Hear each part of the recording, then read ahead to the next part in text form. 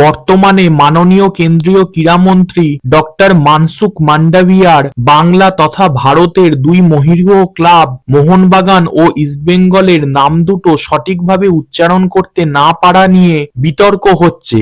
এই বিষয়টার দুটো সাইড আছে, সেই নিয়েই আজ কথা বলবো। Welcome to A to Z sports voice. তোমরা যদি চ্যানেলে প্রথম এসে থাকো তাহলে সাবস্ক্রাইব করে বেল আইকনটাকে বাজিয়ে দাও ফুটবল এবং ক্রিকেট সংক্রান্ত যাবতীয় আপডেট পাওয়ার জন্য।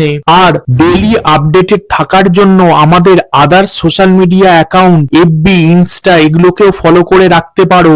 নাও come to the point. Mohun Bagan আর ইস্টবেঙ্গল এরা শুধু ফুটবল ক্লাব নয়, একটা সভ্যতা। স্পেশালি আমাদের মতো ফুটবল প্রিয় বাঙালিদের কাছে তো বটেই। মোহনবাগানকে আমরা জাতীয় ক্লাব বলি। এই জাতীয় ক্লাব কথাটা কিন্তু কথার কথা নয়, বা মোহনবাগান হাওয়ায় এই তকমাটা পায়নি। মোহনবাগান 20 জুলাই 1911 সালে British football team East Yorkshire রেজিমেন্টকে 2-1 গোলে পরাজিত করে প্রথম কোনো ভারতীয় ক্লাব হিসেবে আইএফএ শিল্ড ঘরে তোলে। এটা শুধু একটা জয় ছিল না, এটা ছিল ইংরেজদের বিরুদ্ধে তৎকালীন পরাধীন ভারতবাসীর প্রথম সম্মুখ জবাব। অপরদিকে ইস্টবেঙ্গল সুভাষ ভৌমিকের হাত ধরে ঐতিহাসিক আসিয়ান কাপ 2003 সালে জয় করে। আসিয়ান কাপ সহ মোট 4টি ইন্টারন্যাশনাল ট্রফি ইস্টবেঙ্গল জিতেছে। সুতরাং মোহনবাগান এবং ইস্টবেঙ্গল যে ক্লাব দুটো আমাদের দেশ ভারতের স্বাধীনতায় কিংবা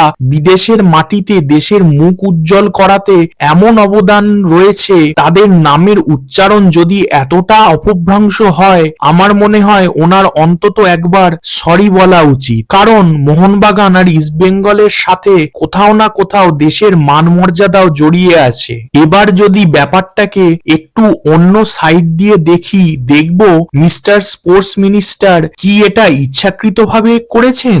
উত্তর না, করেননি। ওনার জন্মকর্ম সবই গুজরাটে, সুতরাং তার ভাষাগত একটা সমস্যা তো থাকবেই। ইভেন আমরা অনেক বড় বড় ব্যক্তিত্ব পলিটিশিয়ানদেরও দেখেছি উচ্চারণগত ভুল করতে, ল্যাঙ্গুয়েজ চেঞ্জ হলে স্পেশালি। তাহলে এই বিতর্ক কি যুক্তিহীন?